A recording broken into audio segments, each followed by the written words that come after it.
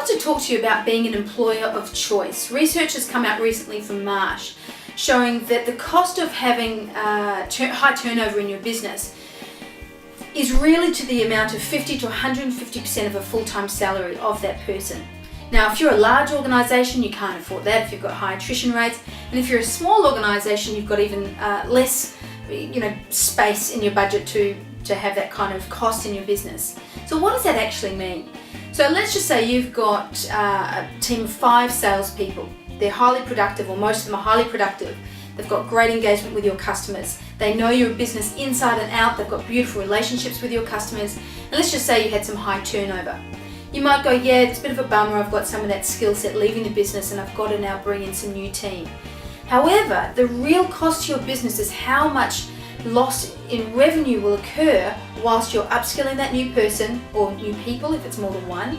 The vulnerability with your client base or your customer, if that customer was really attached to that previous employer, that this new person has to build up that relationship, go in slow, have the customer have trust with them, build rapport, all of those key things we know which are important in sales. Now, this will really start to make an impact if you've got high attrition rates because all of a sudden you've got vulnerability in your sales team. Now, what's the fastest way to become employer of choice? Is it having fancy beanbags and sleeping rooms like Google?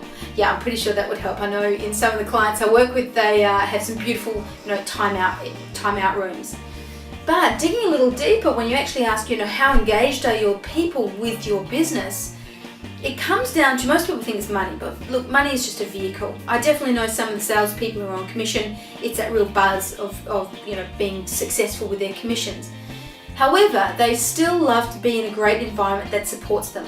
And the key thing that I always hear is training and coaching. They want to feel connected to the business. Is the business going to invest in me? And it's an easy win. To me, it's such an easy win. Train your team managers on how to coach. It doesn't need to be some big, long, convoluted training process, which is 12 months long. It could be so simple if you're a contact center of double jacking, plugging in your headset into the telephone system and listening to some live calls. Give a feedback sandwich, write this down, remove the word constructive criticism out of all communication and dialogue in your business. I don't know anyone who bounces into a small coaching room or a small office after their manager has said, Yvonne, I want to give you some constructive criticism.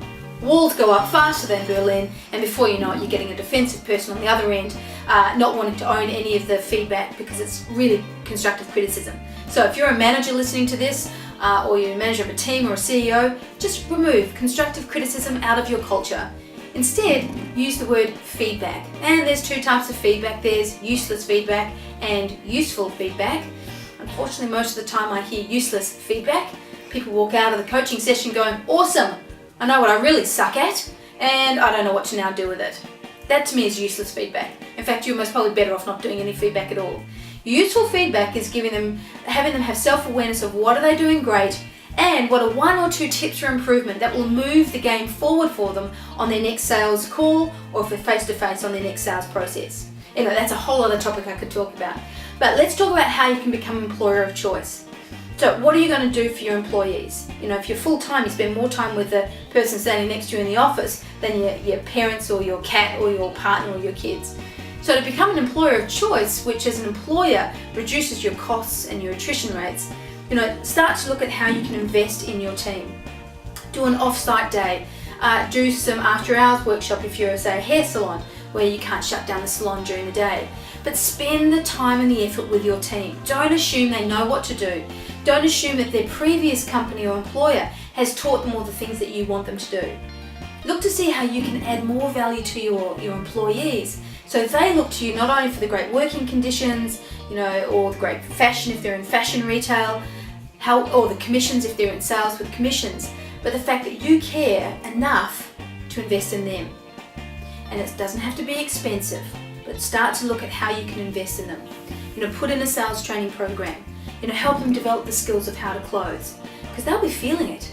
If they're on a sales call and they're not sure how to close, that's a lot of fear and insecurity that builds up in a salesperson, and they'll go for the easiest way possible to get out of the call, consciously or unconsciously sabotaging that process because they just want to get out of that yucky feeling of not being good enough, or whatever the stuff that's going on for them. So become an employer of choice. Reduce your attrition rates, increase your retention, you'll be recruiting less, you'll be training less for your new recruits, because you'll be gathering and building that amazing skill base and knowledge in your business, but your customers will always notice the difference. You know, when I get called by contact centres, I can tell if I'm talking to an operator on the phone if they've got the skill or don't have the skill, if they know how to build rapport or not. I can hear background noise often, so I can hear what the environment is like behind them. And you know, yes, you could say I'm focusing more on that because I'm a sales consultant and trainer. Guarantee a lot of people are picking that up as well. So it's so easy for you to turn that around instantly. You don't need to change the entire dynamic of the business. Just start investing in your people more. Become that employer of choice. Build your little flock of people who stay with you, who'll build that customer database up faster because they've got more skin in the game. You know, more and more I'm hearing it from employers. It's costly to be always recruiting, always costly to be doing lots of training. So do something different. Become an employer of choice. You'll get so many benefits from it, not only for you as the business owner or the CEO, but your team and of course, your customers.